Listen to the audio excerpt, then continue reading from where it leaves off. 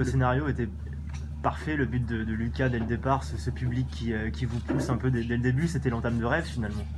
Ouais, c'est certain. Et puis c'était extraordinaire parce que le stade était plein, parce que ça a fait beaucoup de bruit. Et puis ils ont tué le match peut-être en un quart d'heure. On est rentré à la mi-temps dans le vestiaire avec beaucoup de désarroi. On avait la tête un peu au fond du seau. Mais je crois qu'on n'a pas démérité en deuxième mi-temps. On a été courageux, on a fait des belles choses, on les a mis en difficulté, on a tiré plusieurs fois sur le poteau. Donc c'est dommage. Toi qui as l'expérience de la coupe, quand tu vois Ashley qui rate cette balle du 2-0, là, tu te dis que ça peut être déjà un tournant du match?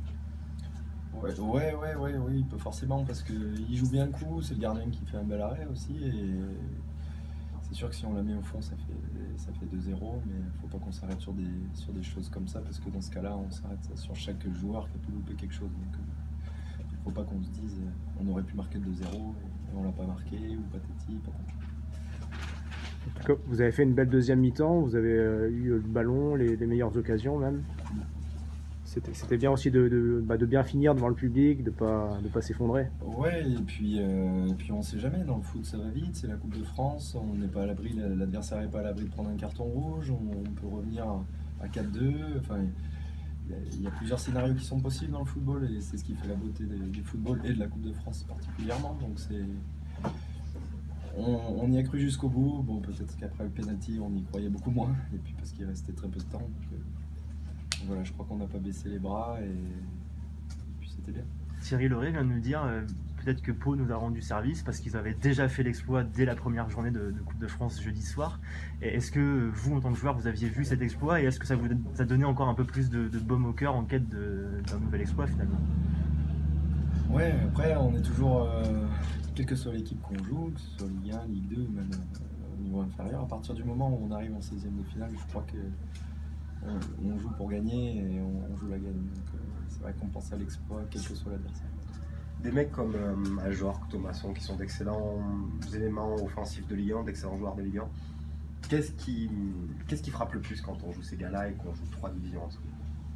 Je crois que déjà la puissance physique, c'est rien que dans le couloir, sincèrement, dans le couloir avant d'entrer dans le stade, moi j'ai parlé à Anthony Portejoie et je me suis dit ils sont quand même balèzes physiquement.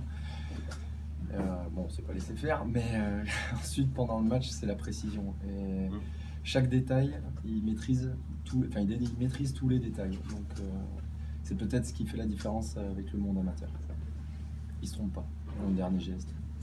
Cette journée elle restera dans vos têtes. Quelle est l'image que tu vas garder, ou quel moment précis? C'est la première entrée dans ce stade plein, c'est comment tu l'as vécu cette journée? Déjà c'était bien dans le sens où on a joué à Chanzy et qu'ils ont bien voulu nous prêter le stade. Déjà ça c'était bien.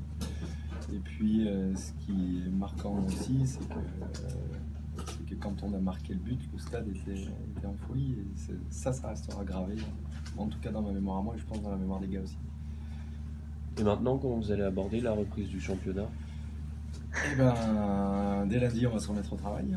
Donc c'est sûr qu'on a un maintien à aller chercher le plus vite possible. Donc il ne faut pas qu'on s'arrête. On a fait une belle prestation, il ne faut pas qu'on s'arrête là-dessus. On a fait un bon match à Saint-Etienne. Il faut qu'on s'appuie sur ces choses-là pour retrouver du rythme aussi, parce qu'on était en manque de rythme sur le mois de décembre.